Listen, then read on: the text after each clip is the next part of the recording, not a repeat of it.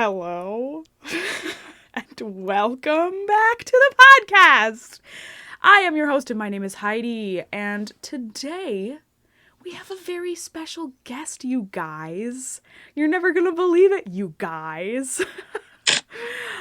We have my very good friend and illustrious tenor, Thomas Killourhy, on the podcast with us today. Tom, welcome to the pod, dude. Thank you. I don't know how illustrious of a tenor I am quite yet, but I'm very excited to be on here. The Paper Soprano. Yes. What is the significance of Paper Soprano? Oh, well, I'm glad you asked. Actually, it's because of my crippling imposter syndrome. And it's... Can I be the paper tenor then? Yes, of course. Okay. I feel like I created that title because, I don't know, I felt like there were so many sopranos, and for some reason I always think of all of the sopranos as kind of like just all of the sopranos, like every single soprano out there. I'm going to generalize everyone. Like we're all just kind of like paper cutouts of like the same, trying to be like the same idyllic kind of thing. But we're all just like paper, you know what I mean? Like someone could literally like rip you in half and it would be nothing. There's like 100 of you next in line, like those little connected like cutouts, you know what I mean? That's what the Fox system wants us to be, right? I mean, man. Especially with sopranos, there's literally 100 of you at an audition, 20 tenors and one bass. And they could just classify you into saying, okay, we've got a lyric soprano here, we've got we've got a dramatic soprano here, we've got a soubrette here, and It makes everybody much more easy to kind of to understand and put into a paper box. That's exactly right, dude. I literally could go on, and we can totally get into the Fox system. But first, we have no idea who you are, or at least the people might not. If you do not know Tom, give us the spiel, dude. Like, give us interview style. Like, who are you? Where are you from? What's your favorite color? Like, My favorite color is green. Let's just get out of that. I'm Irish. That has to be my answer. Classic. I am from Long Island, and here I still reside in Long Island. I went to Potsdam for my undergrad. I went to Potsdam to do music ed and performance, and nothing ever really seemed to click for me with academia. It was always a bit of a struggle, and because I had like deep roots in playing guitar and singing rock, but also loving classical music. So I ended up getting an undergrad degree in music business. And so I went to the NAMM show, if anybody is familiar with that. It's like the National Association of Music Merchants, like 3 years in a row. I interned with Korg. I did some stagehand work.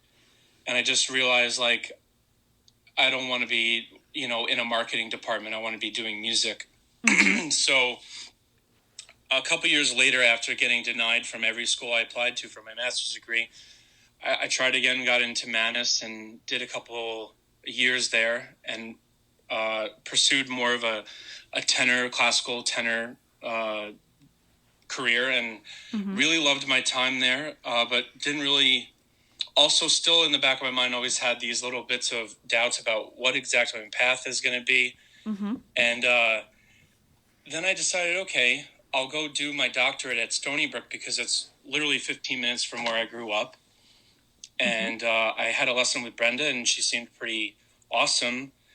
And I wanted to just become a better musician, maybe get a doctorate so that I could teach singing, because I've been teaching singing since I was like 22 or so. And I love doing that. I'm 30 now. Unfortunately, I just turned 30. Don't tell anyone, even though I'm just telling everyone right now. We won't tell. And, it's just been this journey of being a classical musician, being a rock musician, being a singer, being an ex-football player. I thought I was going to go to college for football. But...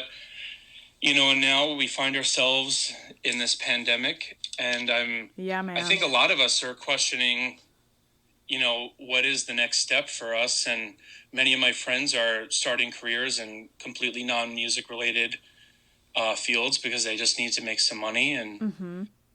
I hope that's a good enough synopsis of. No, that's great. Yeah. Okay. I feel like there were so many things on that list that you just gave me, and for anybody who has never been a guest on this podcast, I always preface this by saying like, oh yeah, I wrote down a couple things, just in case we need some things. You literally, like, I was literally looking at that list of all of those things. It was like just one after another. You're like listing all of the things that I was going to talk to you about. But specifically, I always forget that you were a football player, and like, I know that, not to rub it in or anything, but I Oh, are you going to talk about your Bills right now? I was gonna say, I know that the Bills are doing pretty good right now. Yes, my sister lives in Buffalo now with her wife and her son, Mm-hmm. and they're like going crazy like everybody else in Buffalo. So though, like, I'm a crazy diehard Jets fan, and Mm-hmm. the Jets and the Bills are in the same division, I wouldn't be a very good godfather or brother if I wasn't pulling for them a little bit, Yeah, man, everybody loves an underdog. Yes, that is true. And yeah, I honestly, anybody who listens to this podcast knows, and whoever knows me, like, knows that I know zero things about the sports. But like, there was this one like interception that happened at the game. Some dude like was in the end zone for the other team, and like one of the Bills dudes like caught the ball and intercepted it and literally ran like the whole entire field, like 100 yards into the place where we score. Yeah. I was They call like, it a wow. pick six. Wait, what was that? They call it a pick six. So you throw an interception, which is called a pick, and then you run it back for 6 points. It's called a pick six. Just learned something on. I really did. You learn something new every day. Yeah. Well, But yeah, football, actually, I really legitimately thought I was going to go into football. Mm-hmm. But I got a crazy shoulder injury when I was in high school. I dislocated my shoulder twice while playing, and then I tore my labrum. Played 2 seasons with that. Oh my God. Still got a lot of flack from my teammates for not playing, not going to every single practice, even though I played every game. Uh-huh. And that was honestly a huge reason why I went into music over football. Sure. Not only the injury, but the culture. I just got, abused by my, football teammates all the time about being a musician and singing and stuff. It was not manly enough or whatever. And I just got sick of that culture. Even though I loved the game and I loved hitting people on the field and all that stuff, the guys were just like, at least in my school, were kind of just unbearable to be around. So basically what you're telling me is you had a High School Musical situation on your hands. Basically, yeah. Yeah.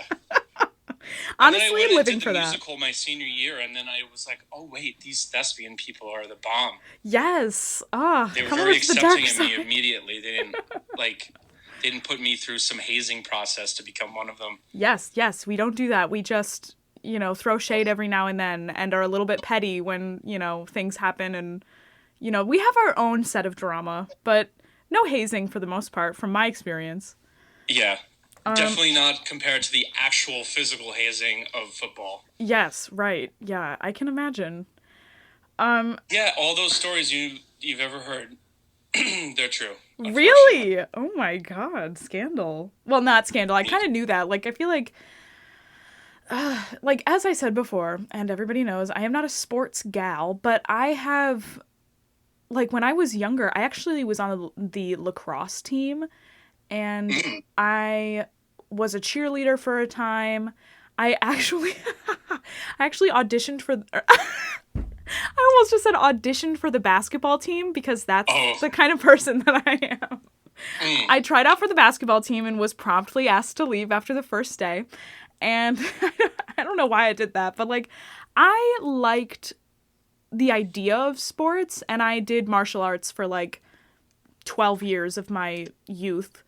But I never really got into the whole, like, like, you know how you, like, see people, like, they get hyped about sports. Yeah, that's me. It's Yeah. Like, how do you do that? Like, I feel like I get hyped, and then I'm like, okay, yeah, I get it. It's like the same thing. We get it. Yeah, okay, God, like. I think sometimes it gets obnoxious because, like, when I went to a Bills game with my Jets gear on, I got literally, like... Oh, my God. Why would you do confronted that? physically a number of times, and I'm like, okay, guys, I respect the passion, but let's, like, not get in a literal physical fight over a football game. I would get pumped about playing myself. I don't get, like... I love watching sports, but not, like, oh, my God, I'm going to jump off a van into a collapsible table, like the Bills Mafia. Yeah, but you know what? Something about sports that was great for becoming a musician was like the losing games, because it prepared you for like rejection in our industry. You had to learn how to take one on the chin, so to speak. There's definitely like there's a certain level of grit that comes from physical exertion for sure, and team sports, don't get me wrong, like when I was in high school and like in middle school and stuff, and we played team sports like in gym class, that was my jam, dude. Like I was the one who I wasn't even trying to be like a gym class hero or anything. I was the one who was literally like on the sidelines because I got hurt all the time because I was like diving for something or like just going way too hard in gym class. And I'm like, I don't even care. Like my body is an instrument. Like I'm going to throw myself into the goal. Gym class hero. I actually broke my foot in gym class. No way. Oh my God. Yes. I had a really weird gym class experience playing soccer. And I used to love soccer. I'm not like a runner, so I used to play defense. And I used to love just, like, I had spurts of energy. So I would, like, stand there and wait and whatever. And then when things would happen and I had to, like, defend, I would, like, go super ham. And there was this one dude. And Joe, if you're watching, he was, like, dribbling the ball towards me or whatever. And I ran at him and he was not stopping. And I was like, well, you better believe I'm not stopping either. And we actually like collided and like our shins hit together. Like, cause I was going for the ball. So it was like bone on bone. And I like rolled on the ground. I was like, oh my God, this is terrible. And he, for some reason, like didn't get hurt very much. So he was like one of those guys who was like, you know what? I feel really bad. Oh, I'm not trying to hurt a girl here, so I'll give you, here's my leg. And he, like, presented his leg to me, and he was like, I'll give you one free shot. And he didn't know, my God. He didn't know that I have been in karate for, like, 8 years at this point. And so I wound up and, like, gave him a huge roundhouse kick right to the knee, like, literally right to his knee, which is honestly the worst possible thing I could have done, and I regret it to this day, because I'm pretty sure he was, like, benched from football and, like, couldn't play, and, like, I, like, ruined his, like, season, and, like... Oh, my gosh. like, I feel really bad, but also, don't be an ass. Like... Sounds like, I don't know, sounds like a little bit of justice to me, but... Well, and then, yeah, the thing was, his dad was the music teacher, and so I'm, like, best friends with their daughter, Rachel, and I remember Norm, the father, Norm Zogabe, he, like, asked someone, or, like, asked Rachel, or asked Joe, like, what happened? Why, what's going on with your knee? What's up? And he, like, wouldn't tell anybody what happened. Oh, my goodness. And I was like, oh, yeah, I kicked him in gym class because he told me to. Jeez. But, yeah, so that's my gym class vibe, if you're ever wondering.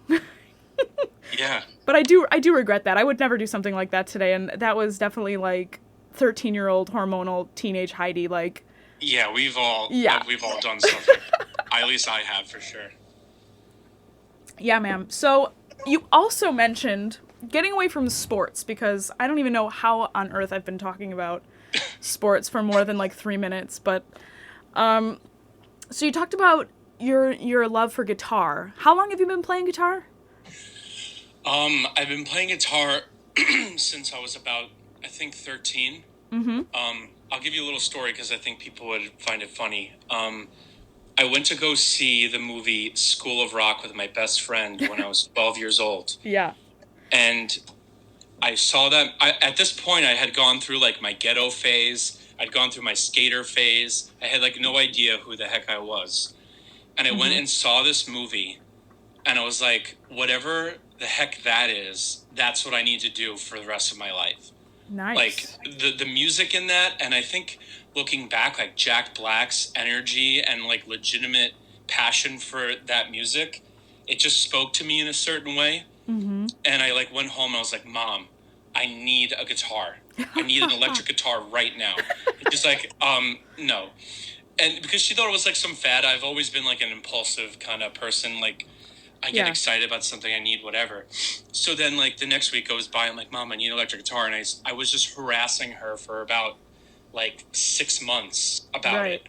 And eventually for my birthday, I went in and picked out like a Korean made SG, like SG style guitar. It looks like the one with like the horns on it, if anybody is kind of familiar, and had lessons and kind of just from that point was addicted to music. Yeah, and man. Believe it or not, I took a theory class in high school because I wanted to get better at songwriting and guitar playing and like doing my own singing and stuff. And the chorus teacher was the theory teacher. Yeah. And so she was like, "Oh, you're doing chorus from now on." And so that's how I Classic. got lumped into doing classical music. But like that initial School of Rock movie, and then like I just became obsessed with like AC/DC and Led Zeppelin and Van Halen and all those like classic rock type bands. And I took lessons until I was about 18. And then I've been mainly self-taught from that point on. Nice. Yeah, dude, that's awesome. So you never played acoustic? Oh yeah, I mean like my stepdad bought me an acoustic like to start off, and I was like, oh, boring. You know what I mean? And now I love playing it. I use acoustic for my lessons a lot. I wrote a lot of songs on the acoustic. I love the acoustic and electric, and I'm like obsessed with amps and pedals and all that gear stuff too. So yeah, the electric guitar is triggered. my like primary love, I would probably say. Yeah, I can commiserate with your obsession for like amps and pedals and stuff. I'm a little bit triggered by that, but I know that that's kind of like the name of the game when it comes to like guitar and just kind of like gear in general. Like I get it, you know what I mean? But there's a weird connection between, I've just kind of discovered this recently. There's a weird connection between that and vocal technique, because really, well, at least there is for me, because for me, like when I'm listening to one of my students sing or I'm listening to a recording of myself, I'm like constantly obsessing about the sound and what I'm doing about what I'm like doing anatomically or whatever to make that sound. And so because the electric guitar is so dependent on what you plug it into, like a huge part is your fingers and your mind and all that. I don't want to understate that. Yeah. But a huge portion of your sound is manipulated by your amps and your pedals and all that stuff. So for me, it's like this constant search for sounds. I think that's actually what interests me the most. Maybe not the most, but it's like a huge thing about why I love music so much. I've never really thought about it that way. I do understand like the idea of, and when if somebody's out there, and I know there are people out there, do not be ashamed if you do not understand what we're saying by pedals. You know, Tom, you can probably better explain this, but to my understanding, pedals are just like little processors that you plug into your guitar, and then you also plug it into an amp, and you can turn it on with your foot and completely change. You know, it can have echo, it can be a chorus pedal, it can be like, you know, reverb, it can be anything really that anybody can invent, and then you can like change the sound waves that are coming out of your guitar and through the amp, right? I just assume that everybody knows this because No, that's okay. I'm in quarantine and just watching pedal video after pedal video, and I forget that it's like not a normal thing.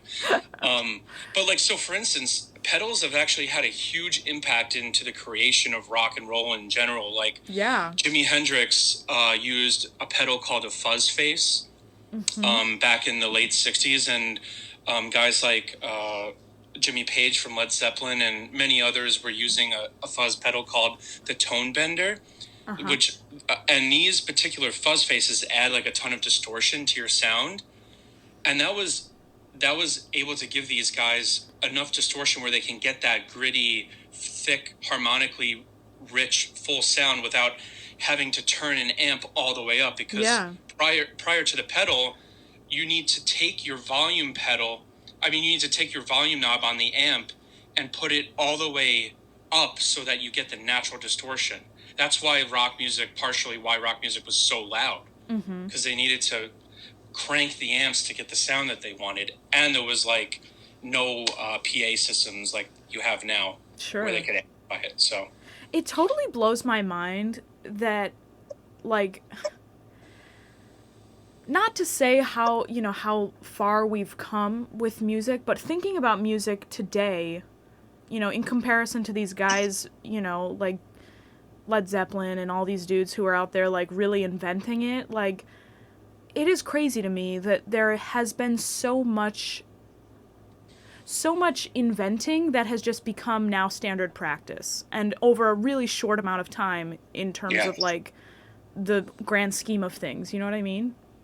yeah, I mean, absolutely. It's crazy because most of the best technology that guitarists use right now is technology from the late '60s. Yeah. And so the technology itself hasn't changed all of that much as far as the amps and stuff go. Like, a lot of people are using analog tube driven amplifiers because they sound way better than digital, modelers and that kind of thing. But to think about the progression from like these guitarists, like, Jimmy Page and Eric Clapton, Jimi Hendrix, they were all basing their love off of like African American blues that was happening in the 50s, like guys like Freddie King, B.B. King, Robert Johnson, Fats Domino, all these guys, like, and so it was that initial craze that inspired so much of this other stuff, and then Elvis using the rhythm and blues, which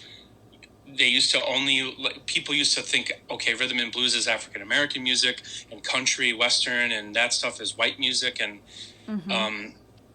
there's some debate about maybe some of these musicians in the early days didn't give enough credit to African American musicians who were mainly responsible for a lot of the music creation. But for sure, dude.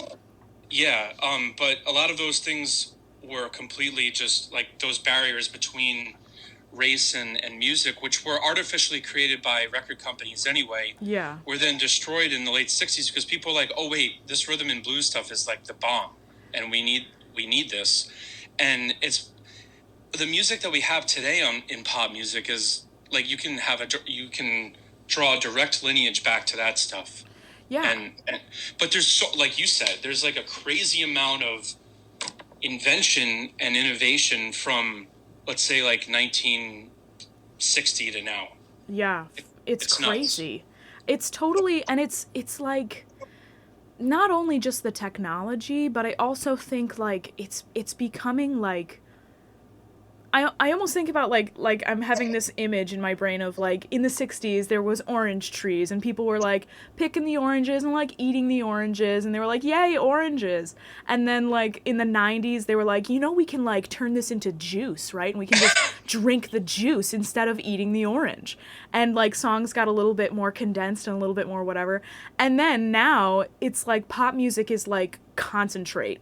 It's like frozen concentrate, which is honestly like cool. Like, I probably didn't expect to do that 50 or 60 years ago, but like you can keep it forever and it's really, it's kind of like pre-packaged and it can last a long time and it's very concentrated in its content and it's short and it's, it's very sweet and it raises your blood sugar. Like, you know what I mean? I've never thought of, yeah, it's like a really good, what was it? What would you call it? An analogy? Analogy, maybe, yeah. The concentrate.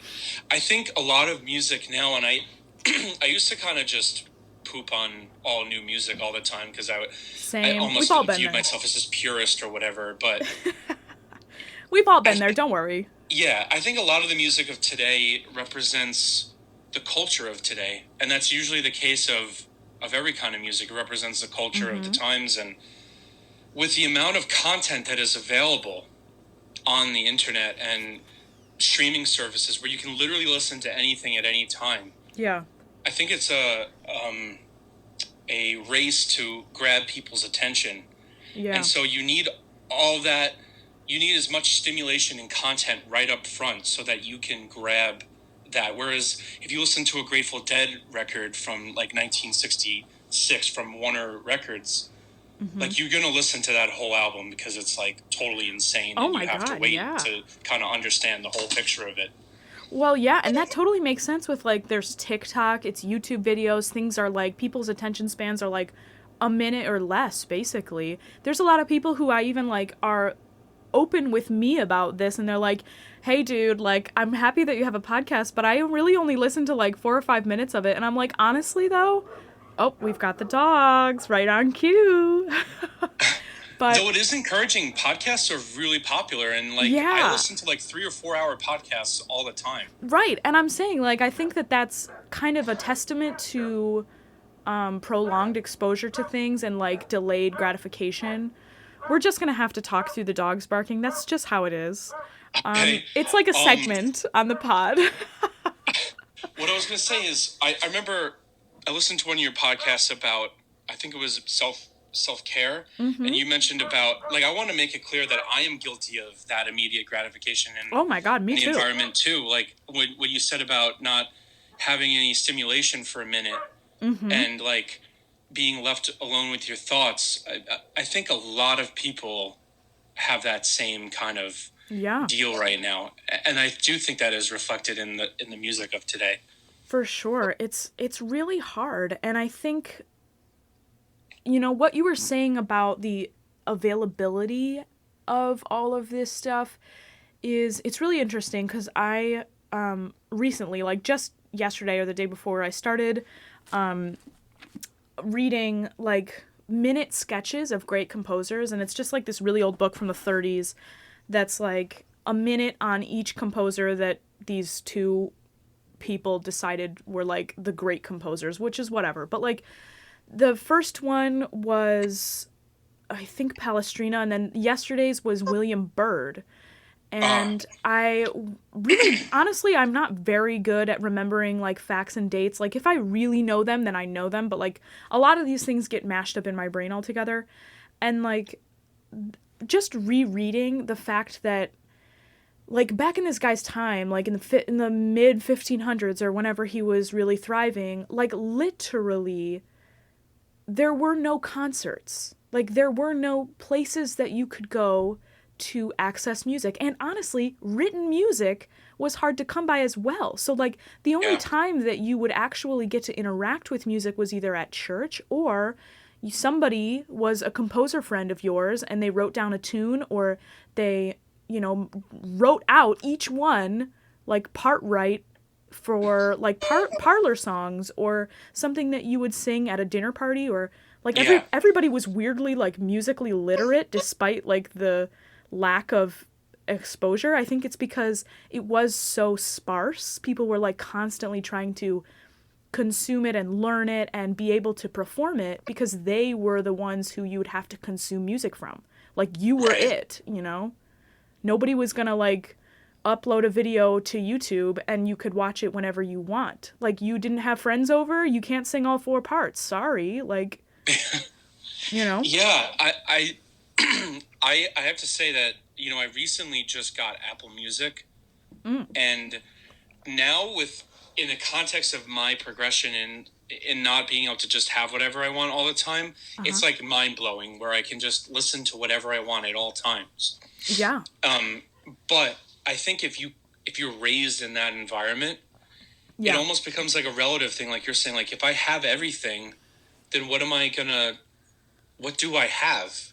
You know, like if you went to a record store and bought like Led Zeppelin 2, you now made that investment in that album. Mm-hmm. And so you inherently give it a shot, and Of you course. put it on your turntable and or a CD or whatever, and you listen to it because you've made that in not just like the physical investment, but the emotional investment and the time investment to see like, what is this about?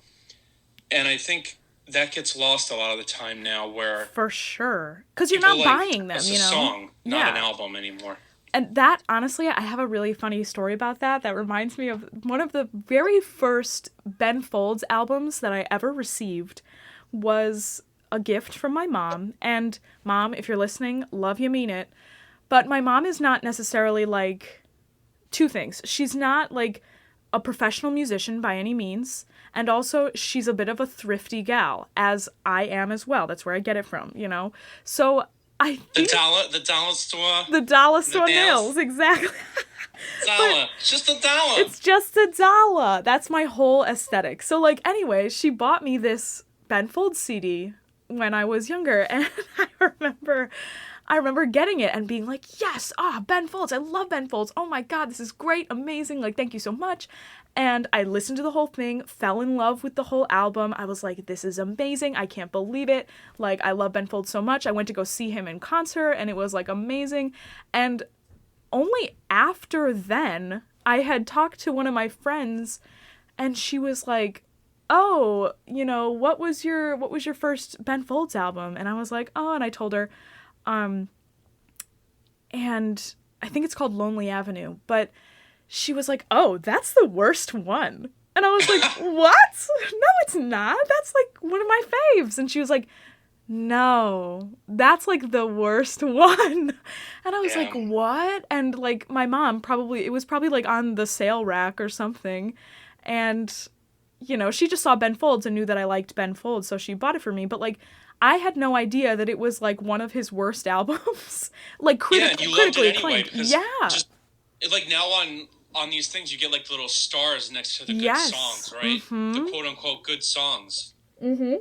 So it's like I had no idea. Give like the non-star thing a shot, maybe. Yeah, I had no idea. You mentioned Ben Folds. So for people who don't know, I think it's important to say that Heidi and I have a bond over being like classical musicians at Stony Brook who both like loved jazz and performed in the jazz ensemble. Yes. So when did that, like, what's your history with jazz, and when did you first start listening to that stuff or start singing it and all that? Oh, God. Well, unfortunately, I'm triggered, but it kind of started with this guy that I was dating, and he really liked jazz, and I was like, yeah, whatever, you know, jazz is whatever. And I just kind of thought of it as, like, dinner music, you know, like, you know, nothing too committal, very, like, background-esque, like, kind of like swing, but, like, not as exciting as, like, good swing, you know what I mean? I don't know what I thought, really. Elevator music in your mind. Yeah, just, like, you know, whatever. When was this, a couple years ago? Yeah, probably, like, 4 or 5 years ago, and I actually, like, there was one time where we were, like, in his car or something, and he showed me like a Miles Davis recording, and I could not believe it. Like, I could not understand the fact that somebody would be so brave to play that way. And like, I'm like, what is this? Like, why is this? Like, who wants this? Like, and it took me a really long time to get on board. And when I say a really long time, I mean, like, many years. And even now, still, like, when I hear, you know, like, if I ever listen to, like, Ascension or, like, any of those really far out, like, free jazz kind of deals, like, pretty much anything John Coltrane or Miles Davis or anything that's, like, you know, later stuff by them. Yeah. It's, you know, it's hard, it's difficult, it's challenging music, and I think that's one of the things that I really liked most about it, is that it pushed me to ask myself why You know, why do I need these conventions? Why do I need these barriers? Like, why am I so comfortable in form? Why am I so comfortable in melody? Why am I so comfortable in progressions? And like, I definitely like think of it as something that I couldn't listen to all the time because I understand that. you know, as a person and as a human, I have innate reactions to dissonance and whatever, but also, you know, screw the rules. You know what I mean? Like, I'm not here to follow the rules, and all of those things that we were just talking about with like rock and roll and everything. Like, those dudes, like Led Zeppelin was not following the rules. Like, they were making the rules, and that's what changed music, you know, and it was a little bit more accessible by some means. Yeah, you know what I mean? I would say that like the harmonies are definitely not as complex Yes. as that. And You know? and yeah, and I totally buy into that. Like, I'm all for it, but I also, like, because I buy into that, I also have to buy into the fact that there were some dudes who were crazy, like in the 60s, like trying to push the boundaries to where nobody has been before.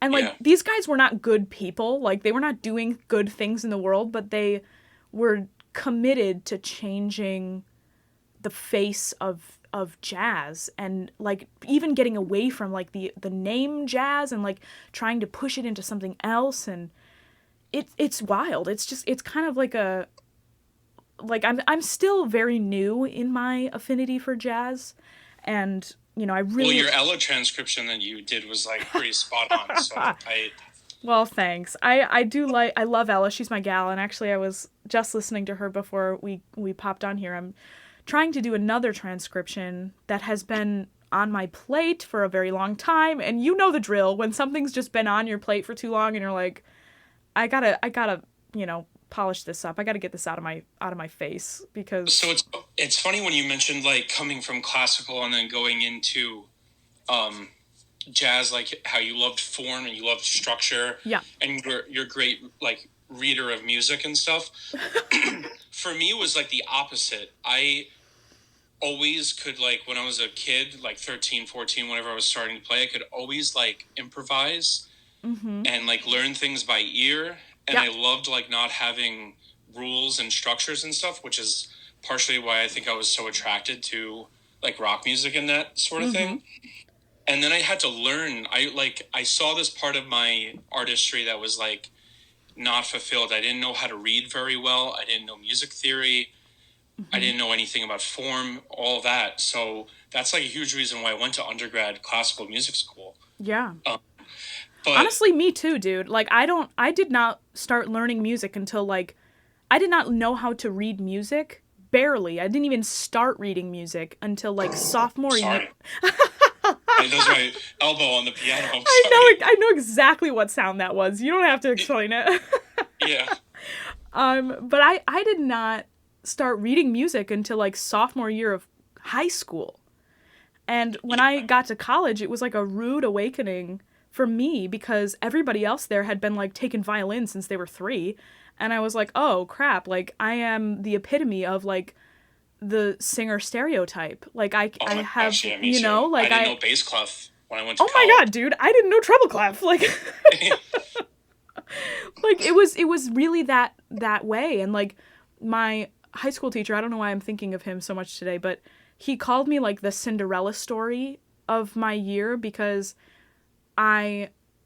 embarrassingly, I sang Christine from The Phantom of the Opera my senior year.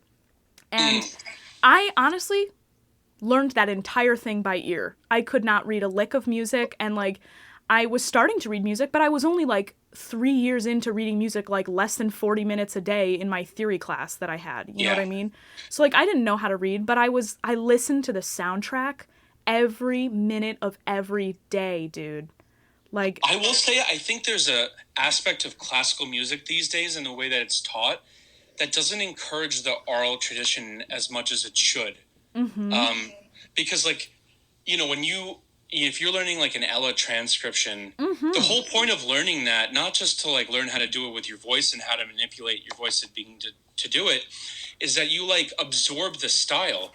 Like Maya, my jazz teacher, I can't remember her last name right now, the great jazz singer at Stony Brook, she'd be like, you just need to listen to it.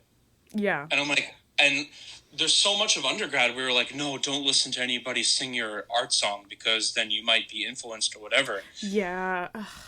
But at the end of the day, whether it's jazz or rock and roll or classical, if you don't know, if you don't have the sound in your mind about what it's supposed to sound like in your own interpretation, you're never going to be able to create that sound. Yeah. Because inevitably, like, it's such a weird phenomenon singing. Like, you're a medium for your mind, and you're just creating these sounds that are in your mind with your vocal cords. And if you don't know what it sounds like, how are you going to be able to do it? Yeah, no, I 1000% agree with that. And I think that something that I teach my young singers, like if you're under the age of like 13 and you're a student of mine, you will probably hear me say this throughout our lessons, but like you have to listen to people. You just have to. Like, I'm sorry, but like don't listen to the same person over and over again, because then yes, of course, you will start to like pick up things and be more of like a carbon copy of them than like a conglomerate of a bunch of people. But you have to listen to people. Listening is like part of learning, you know, and being able to have ideas when you're that young is really hard. So like, and musical ideas, I mean, not just like any ideas, but like, musical ideas come by, you know, really understanding the language. And Morgan was actually on the podcast a couple days ago, and he said something totally off topic here, but I think it applies. He said when he was first learning how to speak English, it was very frustrating to him because, you know, when he came here, it was like he couldn't understand what people were saying, and then all of a sudden he could understand, but then it was like, it was still a very long time for him to actually be able to express himself in the language.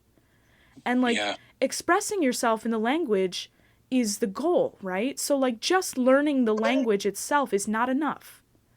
And, you know, so many people, I have a lot of people in my life who are, you know, really excellent musicians, dedicated, like will practice for 100 days in a row, kind of like crazy about it, you know, and like do scales every single day, but like they're not going out and like being with their friends and having a jam or like conversing in the style, or like even just, you know, being okay with the fact that they're gonna make an imperfect recording about something, or, you know, they're gonna say something different the next day, you know. It's a very difficult balance because you have to have the technical chops, obviously, but you know. So speaking of technical chops, like, I know that we have limited time, and I just wanted to no, go ahead, dude. Ask you, so when you sing jazz or anything non-classical, so musical theater or pop or whatever, do you like have a intentional like thought process about changing the way you sing? Or is it something like, oh, I like subconsciously know this style, I know what it's going to sound like, and then you kind of like just use the voice that you've developed? Well, it seems like you have an answer to this question. Yeah, maybe that was too much of a question. No, I want to hear your answer first. Well, so for me, it's a little bit different, I think, because I started with non-classical music first, like, and I just like, you know, sang a ton of rock and pop music, and then became a classical trained singer. I also sang jazz in high school and a little bit in my undergrad and stuff.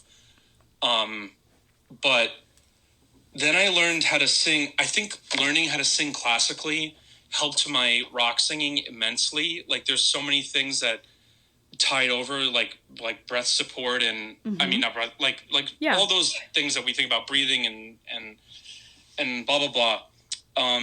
And I was able to sing rock music in a much more healthy way. But I was talking about this with somebody the other day. I'm like, when I go to sing rock music, I don't think I necessarily am actively thinking about manipulation at this point. I'm just sort of doing it. But then as a teacher, when I'm teaching somebody, like I give them a classical base or like a bel canto, you know, foundation in my training with them, or at least I try to. But then it's like, okay, what kind of like, what are we going to do to make this sound that we want? Like if you're listening to Miley Cyrus and it's like, especially the new stuff, it's like all chest voice, you know, as if I'm training a female singer, like we have to be aware of that phenomenon. We can't just like I don't know. Yeah. Maybe this is No, just rambling. no, But I don't think so at all. And I didn't interrupt you because I'm listening, but like I also want to say that I did not start singing classically whatsoever. I started actually playing guitar when I was like 10 or 11, and my very first like musical experience with myself was my uncle got me a Beatles book. So I started playing music and, you know, singing Beatles songs as a kid. And I was really, really shy. So I think, in a weird way, like a lot of my technique comes from a lot of weird control and manipulation because my sisters would make fun of me when I sang. So, like, I sang quietly in my room when I was a kid. So I sang really quietly. And by really quietly, I mean, like, I didn't use a pick. I just used, like, my thumb, and I would barely, like, touch the strings, and I would sing. And if I sang too loud, like, I could expect somebody to bust in and be like, be quiet, or like, shut up, oh my God. Like, which is classic. But, you know, I didn't have a ton of formal training until high school. I refused to be in music in middle school. I did not sing in chorus. I had a lot of anxiety because I had a traumatic, like, elementary school experience with music, and I did too. I had a terrible elementary school teacher. yeah, it's just like, you know, and that just goes to show, if you're an elementary school music teacher out there, you are amazing. And I hope that You matter. You matter really, so really much. matter. Like, I hope that you treat all of those children so well, because despite some people like turning it around, I know so many people who are like, "Oh, I just can't sing," or like, "I just can't. Oh, I could never do what you do because I'm so bad." It's like, dude, you know, it's probably just because you had a bad teacher at one point, or like somebody told you to stop singing, or like somebody made you uncomfortable. But anyway, I also want to say that a lot of my weird ability to like pick things up and like manipulate the voice has come from lip syncing. Because like I said, I would get like, you know, not yelled at by my sisters, but they would say something and I would get made fun of and whatever when I was younger. So I would put headphones in and I would just lip sync in the mirror and pretend that I was singing. And there's a lot of studies that have been done on this that's like lip syncing, you're actually like ghost phonating with the folds like while you're doing it, and like you're manipulating vowel sounds and like your tongue position. And I was like matching all of these people's, you know, varied artists. That's fascinating. Yeah, it's really interesting, and I encourage a lot of my younger singers to do that and not sing, because a lot of the times young singers, they're in this weird awkward phase where they get uncomfortable with themselves and they stop singing, you know, because they're uncomfortable. But if you're lip syncing, you can focus on, you know, the certain parts of singing that you really like, and you don't necessarily have to judge yourself so harshly. You can look in a mirror and just kind of have a good time. And this is not a substitute for practice by any means. But like, you know, every once in a while when you're feeling like, I really don't want to practice today, start with a lip syncing exercise and just put on your favorite song, put some headphones in, and, you know, lip sync in the mirror and have a good time. You know what I mean? It'll help your brain. It's kind of like doing a Sudoku exercise or something. You know what I mean? I think it also like could desensitize a student from feeling really like self-conscious. You know, it's like if you're just going through the motions of saying, okay, I'm going to move like these parts of my body and just get the ball rolling. And I was like a terribly bashful like singer as a kid. I wouldn't yeah, sing we in all my were. first Oh my ever voice God. lesson, you know? Yeah, no, it's hard, and it's like embarrassing sometimes because you don't know what to do with your body. And like, even honestly, I would see people like in videos today of like people who are our age who are trying to create these videos, and like just knowing what to do with your body is such a difficult thing for classical singers. It's so brutal. Like I was making videos for my jury over the summer. Oh, And for me, like when I'm singing rock music in a band or whatever, and I have my guitar with me, I don't think about any of this stuff. It's all inherent, and it's I feel loose. I don't get nervous to perform, whatever. But when I had to make these videos in my Oh, it's living room that horrible. I'm in right now, and I'm like wearing some garbage, like, little like suit jacket Yep. and like pajama pants underneath because no one can see me or whatever. Yeah. And I'm trying to like, what do I do with my hands and what do I know, dude. It's crazy. because you're not on the stage singing opera. Like when you're like on the stage and you have emotion, oh, I'm going to go over to this person. Yeah. Like you have like an intention and it just feels organic. But like there's an art to singing art song or For singing sure. arias in a concert way. Yeah. Oh my God, Like, dude. Like someone like Brenda, she looks so natural. Honestly, you're a very natural looking performer also. Thanks.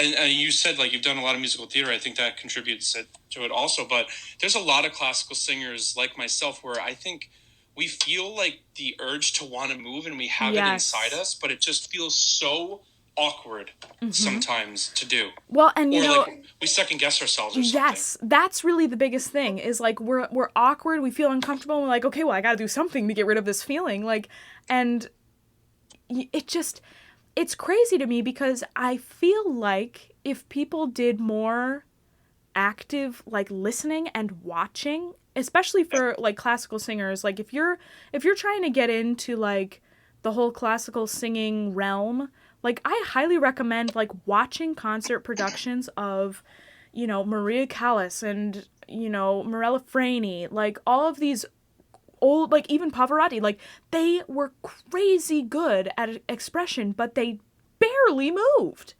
And it's Yes. like, it's very interesting because there is this art, like you saying, of like telling a story with your eyes and just being able to manipulate those small muscles in your face and being able to tell a story, like pretend like you're looking at something and you're actually, the audience is seeing through your eyes. It's all about,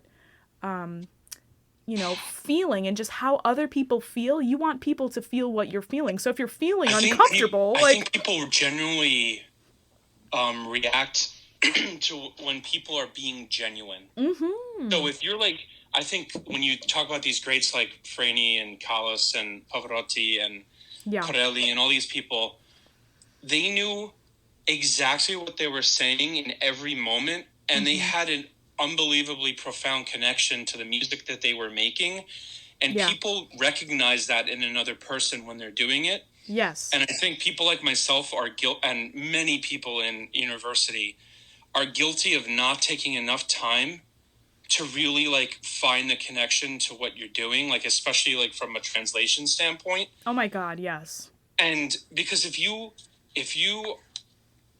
genuine in what you're performing, if you're not putting on an act of, oh, I'm going to sing this aria now because that's what the professor told me to do for this semester and blah, blah, blah. People know when you're not being authentic, and people definitely respond to intense authenticity. And nothing could be more like looking into your soul than singing art, like opera, in my opinion. That's what makes it such a special art form. It's so expressive. Yeah, I was listening and watching a recording of Franny singing, oh, I don't know, it was some Verdi, but it was just unbelievable. And I couldn't tell you like why necessarily, but I could just see it in her face that I bought it. Like you're saying, like it was genuine and it was meaningful to her, and there was no airs about it. Like she wasn't trying to like say, look what I can do. Like, oh, I'm amazing and you're not because I can do this and you can't. Like, it wasn't like that. A huge thing. Sorry, I didn't mean to interrupt you. No, go ahead. I think a huge thing is like Met Live in HD. I think that has been a huge turning point in our art form period. Because people now are like performing to like they're now conscious of like doing a screen type thing. Yeah, close up. And camera. I think that reflects like throughout the entire industry. Because if you're not, I don't know, if you're thinking about how am I going to look on this like 5,000 foot screen in some movie theater when like the camera's underneath and exposing my like triple chin, like in my instance, I'm not calling other people fat, but like, you know what I mean? Yes, I know what you mean. I It's like I going. don't think we need all these extra movements. Yes. If there's authenticity.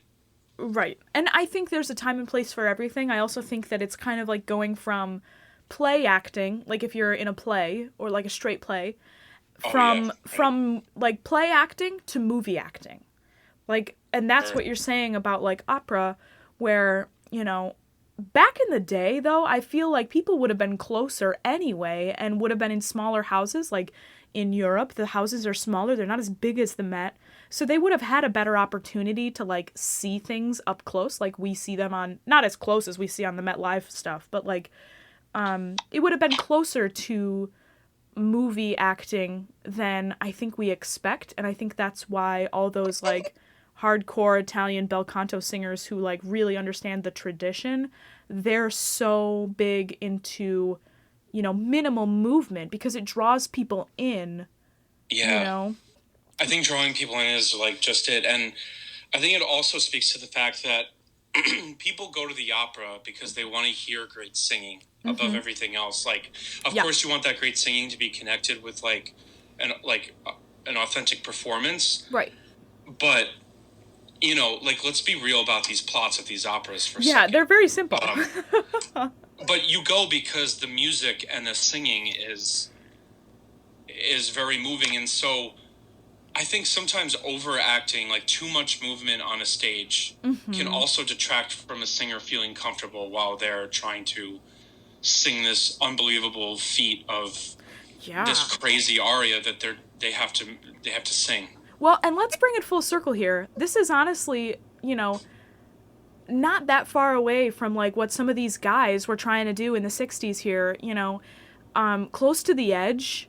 We've got some Led Zeppelin going on here. Close to the Edge is a trip, man. And like these operas are a trip. They extend time. Everything's very drawn out. There's a lot of, you know, tension in certain moments and there's a lot of suspense. Everything, like time is put on hold for music to happen in space. And it doesn't really necessarily matter, you know, what anybody says. Like this aria is going to repeat itself and you're going to have to experience it again. And now you have a different thought about this one section. And same with like, you know, those prog rock guys, like they would arc their music in a really drawn out, extended way. And the same thing with Miles Davis, you know, he would push the limits and push things to their extended points. And like people just want to be on the edge of their seats, man. It's all about the trip. Well, not to push it too far, but I think in some of those instances, it was actually a literal trip that they were on in their mind. And that contributed to why they were jamming for so long. And the audience members were experiencing the same thing. I mean, I don't know. I've seen some pretty crazy stuff at the opera. I don't know what these guys were doing, but... Oh, man. But, okay, so we have been talking for almost an hour, and I'm gonna... Look at us. Look at us go. It's a trip, you know? But, so I want to ask you, before we go, I want you to promote yourself in any way that you want to or feel comfortable doing, and give any kind of last remarks, like if you want to give any kind of advice or something that you wish you would have heard yourself at any previous time, anything you want to say as like closing remarks, go for it. I know that's a lot. Yeah, I'm kind of working on something at the moment where I've been posting like a lot of videos of myself playing guitar on Instagram because it's something that I feel like I can share that I don't feel overly self-conscious about. And I just really enjoy doing it. So, you know, if you want to check that out, it's at Tom Killourhy Music on Instagram.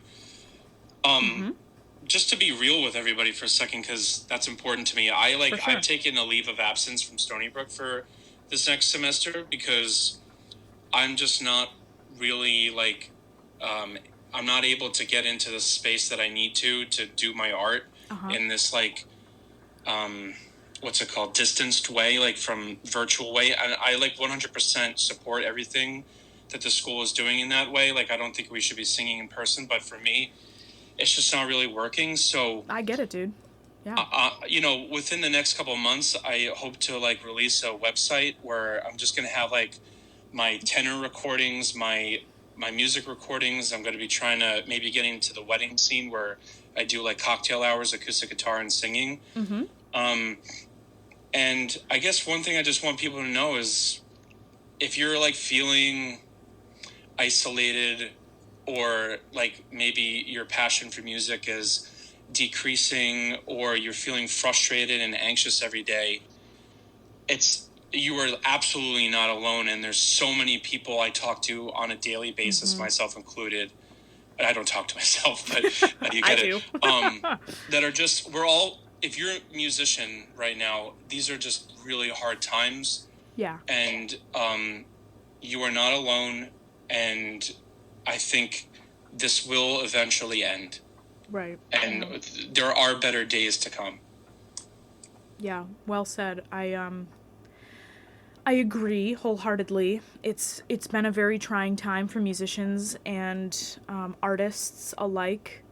Anybody who has a field in which you do something in person, besides obviously like nurses and doctors and stuff, you guys are the frontline workers and we need you in person. But anybody else who is unnecessary during this time and can't be in person, it's been really hard. Like teachers and musicians and, people who, even like bartenders or, my gosh, yeah. people who have to be in person to do what they need to do. It's been extremely excruciating. So I totally agree, and I want to second that sentiment. And of course, we're what, like less than 24 hours away from a new horizon. I was just going to say that. You jumped I'm so glad you said it. I can read minds, dude. That's one of my special skills. I put it on my resume. But I think that this is going to be, not to be like, new year, new me, but like, I think, things are looking up and, we might have somebody in the White House that gives a damn about music and art and the people who make it. Fingers crossed, like, and, hopefully he'll do something for us about those student loans, you know what I'm saying? But it's looking like $10,000. Yeah, man. Don't get your hopes up, but fingers crossed, right? I'm always trying to get my hopes up. You know me, I'm always have way too high expectations for absolutely everything. I need to raise my expectations. Maybe we can meet in the middle. Yeah, for sure. We're definitely gonna have to revisit that because I definitely need to lower my expectations for life. But okay, so we're going to link everything that Tom mentioned down in the description of the video, and I just want to thank you, Tom, for coming on the podcast and being so honest and real with everybody about your experiences and your musical tastes and things of that nature. And just a lot of the times this podcast is about classical music, so it is really refreshing to have a like true rock and roll jazz kind of convo, you know what I'm saying? Well, I really appreciate the time and giving me the opportunity to be on here, and I think we're all craving that connection. Oh my god, yeah. Each other, so this is like a great thing that you're doing, and thanks. Yeah. Best of luck with keep doing it. Yeah, dude, thank you so much. Honestly, it's really a selfish thing for me because exactly like you're saying, like I need to talk. Like I'm a very social person, so like Me too. When we're all sitting here in this pandemic, like what am I supposed to do? I have things to say.